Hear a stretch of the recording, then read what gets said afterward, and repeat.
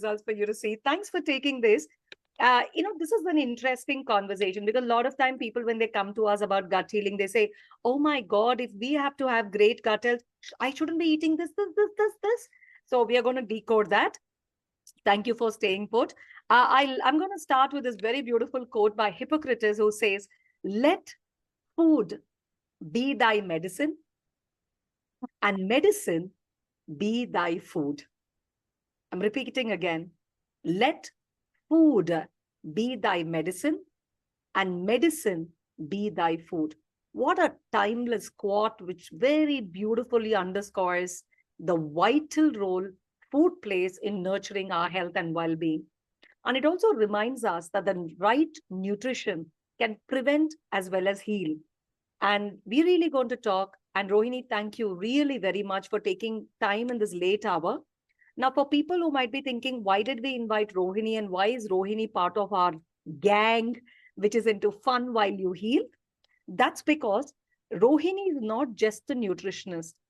She specializes in consultation of gut nutrition. So she talks to, especially she works with a lot of patients who have gut issues, and she curates and she works with them a weekly plan, a daily plan, a monthly plan. So she does a lot exclusively in gut nutrition. And that's why we are very grateful and excited to have her. So, my first question to you, Rohini, you have been experienced in this field 14 years in gut nutrition. How does food impact our gut health? Why today people are connecting food and gut and talking so much? Yes, actually, the very first food that we eat when we are born is our mother's milk, right? So that is when it seeds the right kind of microbes that our gut requires. And then the first food at the age of 6 months is the solid food that we eat. From then till the age of 5 years, that is an important stage which actually sets up the foundation for a good gut health. So it becomes so important, the food from the childbirth till you are at the, adult stage. Whatever food you eat shapes up and determines the diversity and the variety of microbes in your gut, which has a direct correlation with your gut health. So food definitely plays a very important role. Leading to that question, and now you're scaring me, that what happens to people in the room who, for whatever reason, medical reason or issues, couldn't have mother's milk? Is that to say that their gut is in a bad shape? Oh, well, their gut will not be in a bad shape. Yes, it would lack a certain beneficial bacteria that actually seeds through the mother's milk, but definitely over a period of time, making the right food choices, including three important categories, actually would help in maintaining a very good gut health. One would be including fermented foods, which is again a very important aspect that people are slowly letting go of, including fermented food with as basic as curd, including in our daily diet. Another important aspect would be the fiber-rich food, because fiber tends to reduce the amount of bad bacteria in your gut, and it acts like a broom which cleanses your gut. So fiber is another important aspect. And third one are something called as prebiotics. I'm sure many of our viewers here would have come across this term as prebiotic. Now, this is something which is a food for our beneficial bacteria. So if we include these three major categories mindfully in our diet, then definitely we can overcome any lacking of the beneficial bacteria which didn't happen during the lactation period. That's for me, honestly. I mean, thankful to me, my mother did feed, her breast milk. But for a lot of people who are listening to us across the world, it's such a redemption to know that while for whatever reason, if you were not having your mother's milk, you still have a fantastic way to rebuild your gut health with fermented foods, high fiber foods, and prebiotic food. So, Rohini, can you just give us some examples of how, of course, you did talk about curd, but let's start with the fermented foods. And I know that we have put some recipes that we are going to give to this audience at the end of the webinar, that they can, do it at home, these fermented foods and have it on a regular basis. No need to buy it from, the shops. So, can you just give us some examples of fermented foods, high fiber foods, and prebiotic rich foods? Sure, sure. When I come to fermented foods, I would like to tell people, please go back to your roots. Okay, if you go and see your grandmothers, the pickle jars and the different fermented foods that were prepared during that time, slowly it is being, it's like a lost science. People have forgotten how to do them. And now, for example, in North India, in Delhi and Uttar Pradesh and such, this is the time when you get something called as black carrot. So black carrot kanji is very famous, during this period of time. And that kanji is an excellent probiotic drink. So Wow. including such foods would be really great. And if you come down south, you have people who are consuming overnight soaked cooked rice, and Yeah. that is excellent probiotics again. So such kind of foods would add a lot of value because the beneficial bacteria are present in them, and they will help to improve your gut health. So that Beautiful. is the fermented foods. When I talk about fiber, fiber-rich foods are those which, you have fibers which kind of add bulk to your food. So if you take foods rich in fibers, which is like raw vegetables as salads or even steamed vegetables, then if you are taking raw plantain, the raw bananas, they are also rich source of fiber. So these foods actually help in easy bowel movement. They also help to ensure that excess of gas is not being trapped in the gut. So the Mm. fiber rich foods of that kinds are very, very important. And prebiotic, as I told, it is a food for our probiotics. So prebiotics include your chia seeds, raw onion, garlic, whole legumes, whole millets. These are the excellent prebiotics that your gut needs, and that is how you can include them in your diet. Beautiful. So what I hear you say is that one, we don't have to worry about going to this exotic so-called organic shops and high-end shops to buy prebiotics and probiotics. There are a lot like that happens in our own families, and I'm sure coming from a country like India, our actually home foods are so rich in science. Everything is backed up. I still remember in my childhood, I come from Andhra Pradesh, and it's a very hot place. So one of the things, like you rightly said, is yesterday's rice, they mix it up with ragi and they call ambili. Um, And we used to have it first thing in the morning as breakfast. And though as kids, you like, why are you eating, yesterday night's food? But today I really realize the importance these farmers, because all my, at least the generations ahead of me were all farmers, and they really needed that gut health to work in the farmland. But Rohini, in whatever you have said, we spoke so much about vegetarian food, but remember that globally we also have really meat lovers. So without disappointing, their food habits and their food choices, how can they enjoy what they are eating at the same time take care of their gut health? Is there some kind of food that they can balance it off? Because the end of the day, food is something that brings us joy and happiness, and that's why these diets really curtail and make us so depressed. So please, can you give us some ideas that while I do consume non-veg, how can I balance it and enjoy my gut health? Absolutely. Vanita, you actually hit on the spot. This thing has been in my mind for a long time, and I get clients who say that you cannot expect us to chew the fiber every time like a cow. We are non-vegetarians. We would like to have some amount of non-veg. And I said, please go ahead. Okay, so everything like you mentioned all depends on the balance. Now Ah, if you are having a nice ghee rice along with chicken curry or a fish curry, please go ahead, enjoy it, but make sure there is some portion of vegetables added. Okay, mm, because as I mentioned, the fiber plays a very important role. So just having rice and chicken or rice and fish or rice and egg is not the thing that will make the meal balanced. So mm. please go ahead, have your non-veg, enjoy it, but at the same time include some amount of vegetables or some amount of soluble fiber, the prebiotics which I mentioned, as a part of your meal, and that will definitely take care of your gut.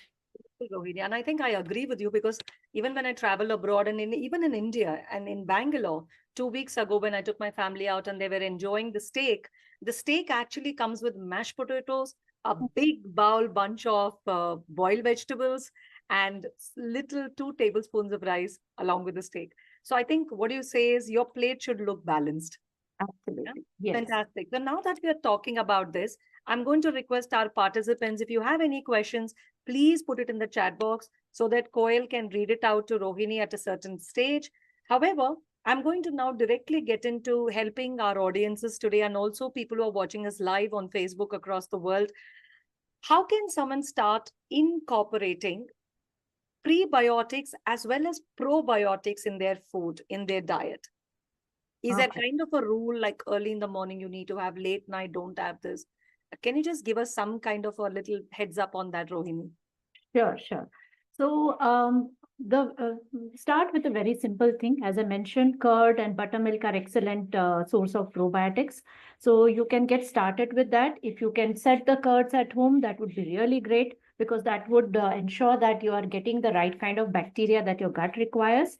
Adding prebiotic to it will make it something called as a symbiotic product. Okay, and oats are an excellent prebiotic. It has prebiotic fibers. So many people are in the habit of taking overnight oats as first thing for breakfast. Why not mix it with curd? Because curd is a probiotic, your oats is a prebiotic. Mixing that and adding some nuts and seeds to it would make a complete breakfast for you. And it is an excellent breakfast. Yes. So it is very simple. You don't have to cook. Even people who are going for work and they are in a hurry to leave. You don't have to sit and cook the whole meal. So just soak the oats overnight and mix it with the freshly prepared curd in the morning. Add some seeds to it, add some nuts to it, and your breakfast is ready. So that's a very good thing that can be done. So you're mixing probiotic and prebiotic together in that way. Another, tip I want to give you here are potatoes. Actually, a lot of people let go of potatoes, saying that it has a lot of starch, a lot of carbs. We should not be eating. But what if the same potato can be converted into a prebiotic? You can do that. You can cook the potatoes, keep refrigerate it, and have a cold potato salad because the cold potatoes have a lot of resistant starch, which is an excellent prebiotic for our gut. So mixing it again with hung curds would make an excellent cold salad for you, and you can definitely eat potatoes without any guilt. So these are some of the ways that you can include probiotic and prebiotics in your diet. My mouth is already watering and it's dinner time. So I love this because potato is my favorite vegetable. And now that you're saying that I can have it guilt free and make it like a salad, I mean, why not? I love it. So boil it, refrigerate it, then cut it and mix it with hung curd and have it like a salad at any time of the day. Beautiful.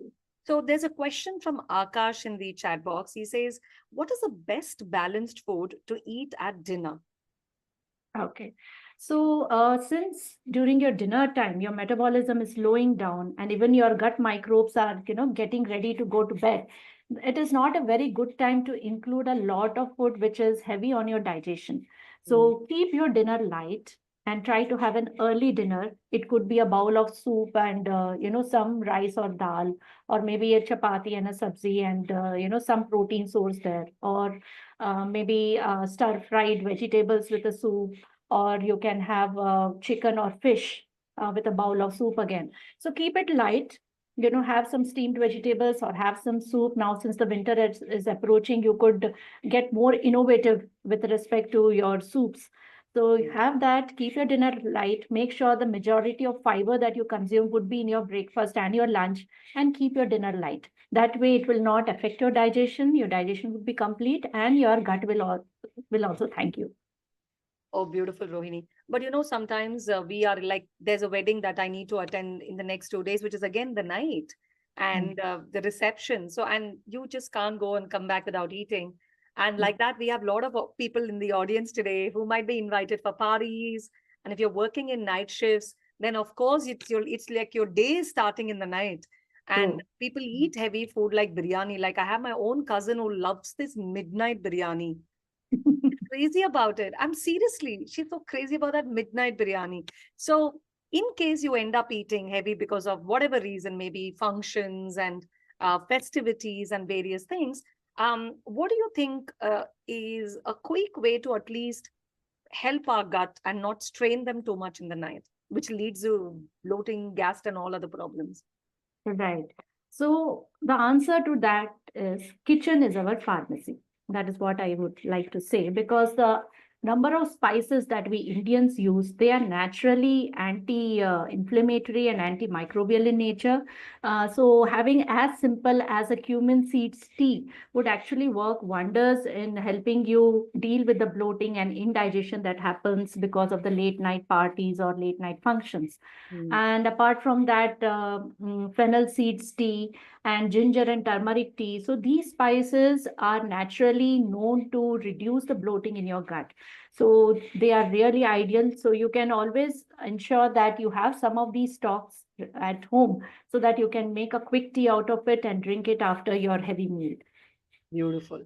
So that also reminds me that I had a participant last week. I hope he is here today, who specifically, said because he works night shifts. And, a lot of Bangaloreans, because of the culture, not only Bangalore, even Pune, I see Pune, Bangalore, we have heavy percentage of night shift workers. What do you suggest that they take care of their probiotics? And I'm sure, in fact, I told them that they can consult with you one on one and reach out to you for a one on one consultation so they can have their weekly and monthly plan and ensure that they have enjoy food at the same time. So what do you suggest, because they end up drinking too many coffees and teas, and how do Yes. you, like, yeah. I know it is difficult because the our gut bacteria also follows the same circadian rhythm. They are more active during the day and they're least active during the late evenings. So we need to make the food choices accordingly. Of course, you cannot say that don't eat anything if you are doing the night shift, because then you need some amount of energy to concentrate on your work. So Exactly. making the right food choices becomes very important there. Instead of eating a meal which is very heavy on your gut, you can have smaller meals which are more healthy, which are more acceptable for our gut. At the same time, maybe that point you cannot have some fermented food, then a probiotic supplement would work really well for those people. So, getting the right kind of probiotic that helps your digestion and helps your gut health, at least during that period of time when you are doing your night shift, actually would help a lot. So, thanks to Shri, I should say. I know. I was Yeah, just about to say. because of her probiotic supplement, a lot of my clients also have got benefited out of it. Yeah, there you go. So my go-to as well. In fact, all in our family, we've been having me wise probiotic gummies. In fact, I eat quite a bit. I don't know if you notice, I have quite a bit, which is multivitamins as well as biotin as well for my hair and skin. You don't have to go to the parlor. So for all the lovely ladies here who want to glow all the time, the easiest is buying me wise gummies on Amazon, and they're I think right there. So, Rohini, firstly, thank you very much for giving that little relief to all our night workers, saying that, of course, choose well, and try to eat all the good heavy food during the afternoon and go to bed. How about coffees and teas? Because you also said that ginger tea and other teas are helpful. So, if I'm working in the night shift, just to keep myself awake, anything hot is always nice. It keeps you awake. So, is there any particular suggestion you have about coffee, teas? Coffee and tea can be taken, but of course in moderation.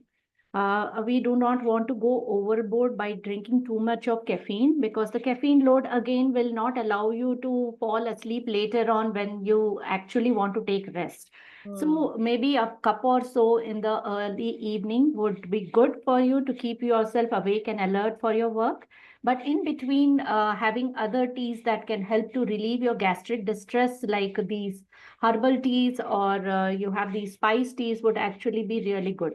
So even green tea with a little bit of caffeine would be much better than going in for a black tea or a black coffee at that point of time. Beautiful. So I hope that helped you and all the night shift people who are watching this. So one, you too can take care of your health. No excuses, because it's any day better than going through all the medicines in your cupboards and your bags. They are Absolutely. not Yeah. worth it. Yeah, I agree. There are two questions for you, Rohini. One is from Arya, who says, "Hi, ma'am. Can probiotics be boiled or mixed with hot oats, or will high temperatures kill the bacteria?" That's a very good question, Arya. So you have two kinds of probiotics available in the market. I think Shri would be a good person to answer this. But what I have understood it, you have bacteria which are spores. So specifically, it would have mentioned as a spore forming bacteria on the label, and they are more heat. They are not very heat sensitive. So you can use them if it is in a powder form. You can mix it in your food and use it. You have another set of bacteria which might require some refrigeration, which says that any amount of temperature difference can cause it to get destroyed. So those are the ones which cannot be mixed in the food, and they need to be taken separately as a capsule form. Okay. And Koil, would you like to read the other question of Shraddha to Rohini, please? Yeah, sure. We have another question from Shraddha. She's asking how effective is mixing fruits and vegetables in the salad, as fruits are a rich source of fructose. Would that affect our gut health? Okay. So, whenever we are mixing fruits and vegetables together, since vegetables are also raw in the raw form, and you're not adding any cereal or protein source to it, then having a fruit and vegetable salad would be good. It will not cause you any stomach distress unless you have a overlying gut problem. Okay. But if you are planning to have it along with your meals, like a lot of people, they tend to have breakfast and fruits together. That is when we ask you to avoid it, because the carbs, the proteins present in your main meals will affect the digestion of the fructose in the fruits. And so it is always better that, try to have fruits separately in between the meals rather than mixing it with the meals itself. And if you have a sensitive gut, you might get more bloated when fruits are mixed with your main meals. So Aarti, as a added questions, are saying, so we can seeds. I mean, I think she means add seeds to this fruit veggie salad. Absolutely. The good fat will actually help in the absorption of a lot of these vitamins, especially vitamin A, D, vitamin E. And, these vitamins get absorbed better with a fat source. So either adding a teaspoon of olive oil or adding some seeds and nuts to your salad would be actually a very good option there. Brilliant. So again, We have, Lakshmi says, yeah. when is the best time to have fruits, before meal or after a meal? So you can have fruits like mid-morning when you feel like snacking, when you're not exactly hungry, but you feel like having something at that time, fruit would be a good option. Or in the evening as a snack. Fruit is the best snack rather than going in for a lot of unhealthy and junk items available out there. I know, but we also had some people in the group whose go-to food is pani puri. Trust me, even I feel like going and having pani puri once a while, but once a while is all that is supposed I to be. like that. In fact, Shri always says that thanks to your pani puri wala that we have such a variety of Diverse. microbiome and Yes, absolutely. So whoever wrote that in the group today, don't feel guilty at all, but Not have it at all. once in a while, not Yes, every day. And not every day. winter We time. have another question. Yeah. What about smoothies? We do add fruits, oats, nuts, etc. to them. True. But your smoothies are not a huge quantity that you consume, right? So smoothies are processed. They are already ground. So you're not giving too much of stress to your body to actually grind them and get them into that consistency that helps in digestion. So it is already pre-ground and it is in a more semi-solid or a liquid form. So that will not affect your digestion too much as compared to something where you are eating, the fresh fruits in whole form along with some cereal as a whole. All right, Rohini, I know time is passing by and we're not going to hold you long. I have one last question. And for all my lovely audience who stayed back, I have two things, gifts to give you away. And it is a season of gifting. Come on, it's Christmas time. So we have double gifts for you. One is that we have a free downloadable um, recipe booklet that you can take it. And the second one is I'm going to share with you a simple thing that I do before every meal. And, I can confidently tell you with my 20 years of traveling to so many countries, eating different kind of foods, drinking different kinds of water. God, of course, has been kind. But other than God's blessings, I think one of the simple things that I is practicing something which I'm going to teach you at the end of the session. But Coil is also reminding me to tell you that if you love us, you love what we do, please talk about our one-day retreat in Mysuru. It's just $999, and you get to spend a lot of time with Rohini and Shri and me the whole day, that we curate fun activities to have great health. So we're going to post this. You can please talk about it. And if you have anyone, please do refer to us. So Rohini, our last question to you is, uh, as much as we do take care of our health and food, and we all want to be really healthy, and nobody wants to have that bad stomach in the night or during the day, what are some of the quick fixes? Because I also heard you say kitchen is our pharmacy. So can you give some 2 or 3 tips to this beautiful audience who have come at 8 p.m. in the night here in India, on how they can fix their indigestion as well as uh, bloating, if they have any, Sure. or burping? Yeah. Yes. So I was mentioning to you about the tea. So there is something called as CCFT. So it's cumin, coriander, and fennel. So all three, if you mix in equal quantities, coarsely powder and store, a teaspoon of that you can use and make your tea and have it in any time of the day, and it works wonders for the bloating. That's that one. Second thing is, please ensure that your meal timings are fixed. If you keep having gaps between your meals, you tend to get more bloated and your digestion suffers. So please try to have a fixed meal timing as much as possible. Apart from that, of course, as I mentioned, your dinner should not be too heavy in terms of either carbs or fat.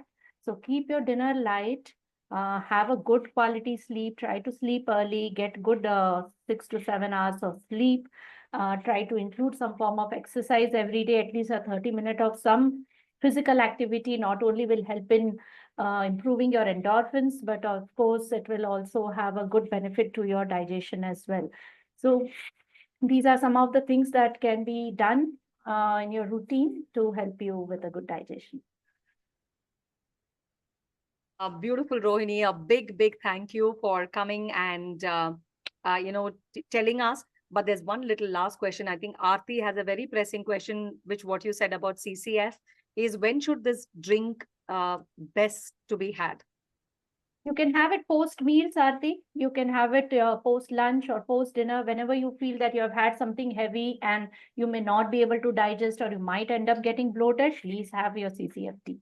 I love that. Yeah, I know. Like, it's like one of those KFCs. Now you're giving us CCF. So we're going to keep that in mind, Rohini. And we really want people to reach out to you.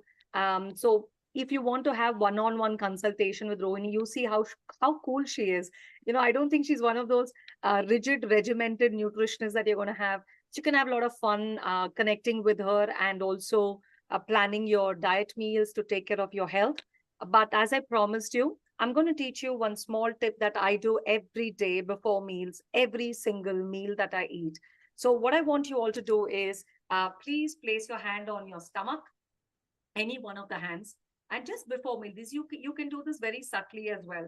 So just keep your hand on your stomach and just repeat what I'm going to say. And I hope, Koel, you can quickly type it for them.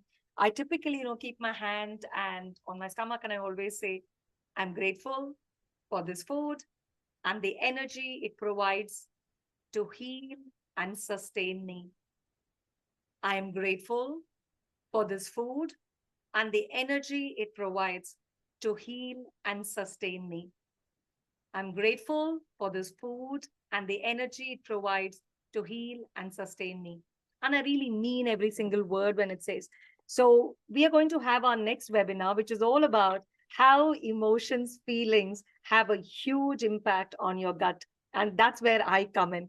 That's my area of expertise. And that's what I've been doing for decades now. I'm an emotional intelligence master practitioner as well as the mindfulness coach. And this is something I started practicing for my own family to begin with. So I strongly believe in what I share. And this is a practice we do even at home with everyone before we start our meal. And even if you're outside somewhere, you can subtly just say these 3, 4 times, and you can see the benefit of it when you mean it and say it. So thanks for coming in today. Thanks for spending this evening with us to know about food and nutrition. We really, look forward to seeing you all again. But please, before you leave, I want you to take this last poll for us and help us tell how was this session useful. Be candid, be truthful, and tell us whether it was yes, no, or maybe. And do get in touch with us. Like I promised, all your questions. This recording is available on YouTube. So subscribe to our YouTube and you'll get a lot more of it. So thank you, everyone. Once again, have a fantastic evening. Enjoy your food. Don't be guilty while you eat. Enjoy the food, and especially maa ka hath ka khana, amma buwa. So please enjoy yourselves. And thank you very much once again. I'm ending the poll. I'm ending the meeting. Have a fantastic night. Bye-bye. And please remember, you can have super fun while you heal. We are at Gut Gupshup Retreats. Bye-bye. Bye, Rohini. Thank you so much. Thank you, Bye. Renuka, for having me. I'll see you. Bye-bye.